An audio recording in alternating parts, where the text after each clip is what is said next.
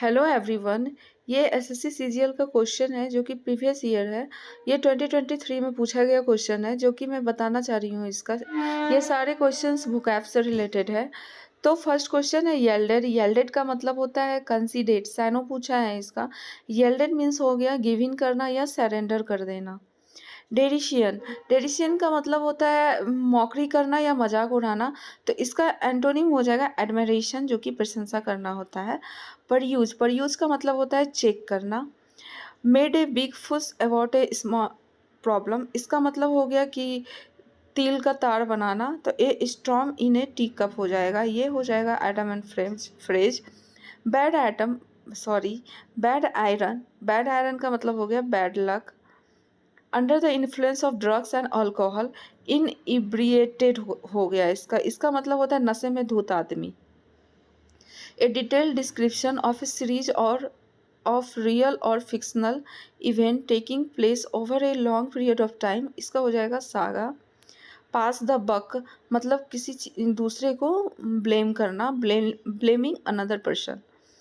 To weather the storm का मतलब होता है to deal with a difficult situation without being harmed. Comprehensive का हो जाएगा, साइनो पूछा है तो कंप्लीट हो जाएगा। The princess formally held the dash in her hand. मतलब मुझे ये क्वेश्चन में थोड़ा प्रॉब्लम, ये गलती हो गया, माइनर मिस्टेक हो गया।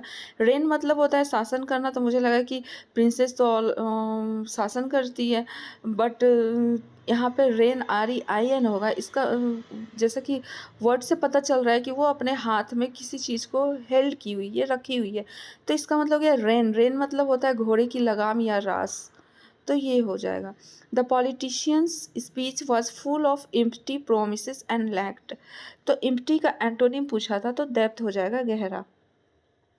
Blow something out of all proportion.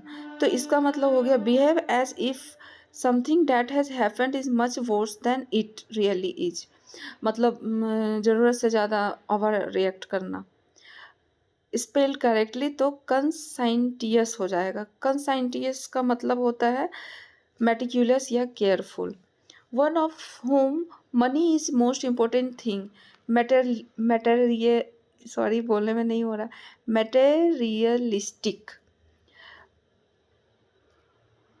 Helter skeletal, इसका मतलब हो गया here and there. The dash of evidence was on the side of plaintiff since all but one witness testified that his story was. So the preponderance of evidence was on the side of plaintiff since all but one witness testified that this his story was correct. I know for a fact that she is no spring chicken। मतलब जैसा दूसरा लोग कहता है वैसा कुछ नहीं है। ओल्डर देन वन सेज मतलब उतनी ज़्यादा पुरानी नहीं है, ओल्ड नहीं है। कर्जल वंस ब्रेन मतलब to think hard. Slap on the wrist a mild punishment, हल्का सा जैसे हम लोग नहीं स्लैप कर देते हैं तो mild punishment. Wrist fever pitch to get so strong that one can not control them. Precise का एंटोनिम पूछा है तो रफ हो जाएगा। हारमोनी का मतलब होता है सामंजस्य करना, हॉस्टिलिटी। हारमोनी मतलब हो गया एक सेकेंड, सामंजस्य करना सही है। और हॉस्टिलिटी मतलब हो गया विरोध करना। हिज ब्रदर, ये रहने देते हैं।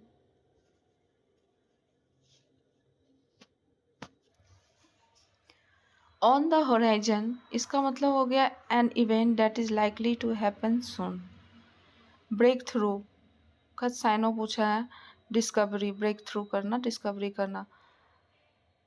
Cool their heels, the interviewees were slowly becoming impatient as they were left to cool their heels in the waiting room for hours।